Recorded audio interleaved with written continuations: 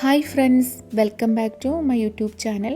അപ്പോൾ ഇന്നത്തെ റെസിപ്പി ഒരു പഴയൊരു നാടൻ റെസിപ്പിയാണ്.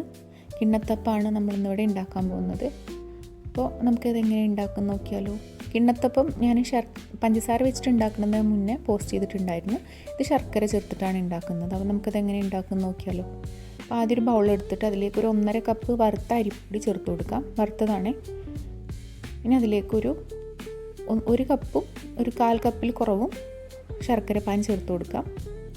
നിങ്ങൾക്ക് 1 കപ്പ് മാത്രം മതിയാവും. അധികം മധുരം ഇഷ്ടമില്ലെങ്കിൽ ഞാൻ കുറച്ചുകൂടെ മധുരത്തിലാണ് എടുക്കുന്നത്.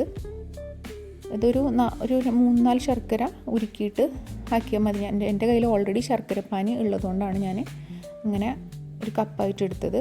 ഇനി അതിലേക്ക് 1 കപ്പ് തേങ്ങാപ്പാൽ ഒഴിച്ചു കൊടുക്കാം. നന്നായിട്ട് മിക്സ് ചെയ്യാം. തേങ്ങാപ്പാലും ശർക്കരയും പിന്നെ അരിപ്പൊടിയൊക്കെ കൂടി നന്നായിട്ടൊന്ന് മിക്സ് ചെയ്ത് കൊടുക്കാം. നമുക്കിത് മിക്സ് ചെയ്തിട്ട് കുറവുണ്ടെങ്കിൽ കുറച്ചുകൂടെ തേങ്ങാപ്പാൽ ഒഴിച്ചു കൊടുക്കാം. ഇതിപ്പോൾ ഇങ്ങനെയാണുള്ളത്. അപ്പോൾ കുറച്ചൊരു കട്ടിയുണ്ട്. അപ്പോൾ നമുക്കൊരു 1/4 കപ്പ് കൂടെ തേങ്ങാപ്പാൽ ഒഴിച്ചു കൊടുക്കാം. നന്നായിട്ട് വീണ്ടും മിക്സ് ചെയ്യാം.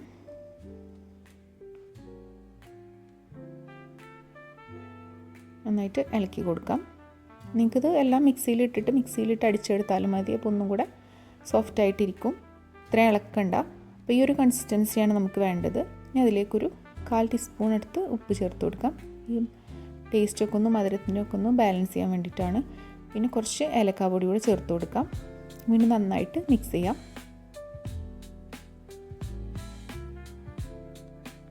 മിക്സിയിലാണെങ്കിൽ ഇത്രയും ഇളക്കി കൊടുക്കേണ്ട ആവശ്യമില്ല. നമുക്കതിലേക്ക് 1 ടീസ്പൂൺ ജീരകം ചേർത്ത് കൊടുക്കാം. ചെറിയ ജീരകം ചേർത്ത് കൊടുക്കാം. ഇനി കുറച്ച് നെയ്യ് ചേർത്ത് കൊടുക്കാം. നെയ്യ് ഓപ്ഷനിലാണ്, വേണമെങ്കിൽ ചേർത്ത് കൊടുത്താൽ മതി. നെയ്യ് ചേർക്കുമ്പോൾ നെയ്യുടെ ഒരു ടേസ്റ്റ് കൂടെ ഉണ്ടാവും. ഇനി ചെറിയ ജീരകം ചവക്കുന്നത് ഇഷ്ടമില്ലാത്തവർക്ക് അത് ചേർത്ത് കൊടുക്കണ്ട. ഇടയ്ക്കിനെ കടിക്കുമ്പോൾ ഒരു ടേസ്റ്റ് ഇഷ്ടമില്ലാത്തവർക്ക് ഒഴിവാക്കാം. നമുക്കത് ഒരു 10-20 മിനിറ്റ് ഒന്ന് മാറ്റി വെക്കാം. നമുക്കൊരു ഇഡ്ഡലി തട്ട് ഗ്യാസിൽ വെക്കാം. നമുക്കൊരു കിണ്ണം എടുത്തിട്ട് അതിൽ ഡയറക്റ്റ് കിണ്ണത്തിലേക്ക് ഒഴിച്ചു കൊടുക്കാം, അല്ലെങ്കിൽ ഒഴിച്ചതിന് ശേഷം വെക്കാം. ഇതിൽ എളുപ്പം വെച്ചിട്ട് ഒഴിക്കുന്നതാണ്. ഇനി കുറച്ച് നെയ്യ് ഇട്ടിട്ട് എല്ലാ ഭാഗത്തേക്കും ഒന്ന് തേച്ച് കൊടുക്കാം. നെയ്യ് ഓയിലോ എന്തെങ്കിലും തേച്ച് കൊടുക്കാം. നെയ്യാണെങ്കിൽ ഒന്നുകൂടെ ടേസ്റ്റ്. ഇനി നമുക്കൊരു 3-4 കയ്യിൽ മാവ് ഒഴിച്ചു കൊടുക്കാം. നിങ്ങൾക്ക് കൂടുതൽ കട്ടി വേണമെങ്കിൽ കൂടുതൽ മാവ് ഒഴിച്ചു കൊടുക്കാം. ഈ ഒരു കിണ്ണത്തിൻ്റെ ഷേപ്പ് കുറച്ചൊരു ചെരിഞ്ഞിട്ടുള്ളതായതുകൊണ്ടാണ്, അല്ലെങ്കിൽ കറക്റ്റ് ഒരു ഷേപ്പിൽ പെർഫെക്റ്റായിട്ട് കിട്ടും. ഇത് കുറച്ചൊരു ചെരിഞ്ഞ ഒരു ടൈപ്പാണ്. ഒരു 20 മിനിറ്റൊക്കെ നമുക്കിത് വേവിച്ചെടുക്കാം. അപ്പോൾ ഇതോടെ റെഡി ആയിട്ടുണ്ട്. ചൂടാറിയതിന് ശേഷം പ്ലേറ്റിൽ നിന്ന് മാറ്റിയാൽ മതി.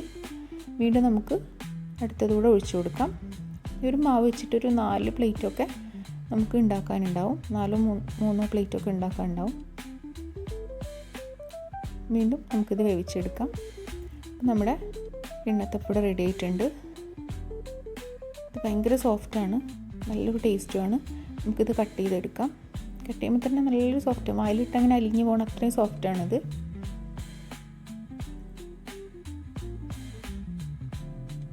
അപ്പം എല്ലാം ഇങ്ങനെ കട്ട് ചെയ്തെടുക്കാം. ഇങ്ങനെയാണിത് തിന്നായിട്ടിരിക്കും. നിങ്ങൾക്ക് കട്ടി വേണമെങ്കിൽ കൂടുതൽ കട്ടിയിൽ നമുക്ക് ഒഴിച്ചു കൊടുക്കാം.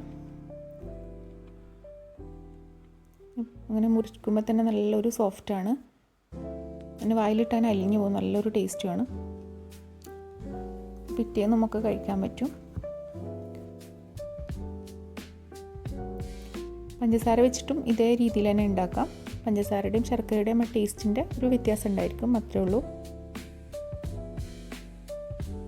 അപ്പോൾ എല്ലാവരും ഒന്ന് ഉണ്ടാക്കി നോക്കുക. പെട്ടെന്ന് ഉണ്ടാക്കാൻ പറ്റുമല്ലോ, ഒരുപാട് ബുദ്ധിമുട്ടൊന്നുമില്ല.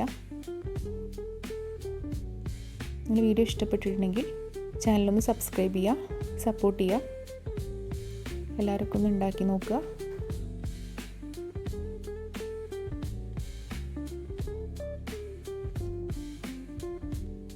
നല്ല ടേസ്റ്റാണിത്. ഈസിയാണ് ഉണ്ടാക്കാൻ. പഞ്ചസാര വെച്ചിട്ടും ഉണ്ടാക്കാം. പുതിയൊരു വീഡിയോ ആയിട്ട് വരാം. Thank you.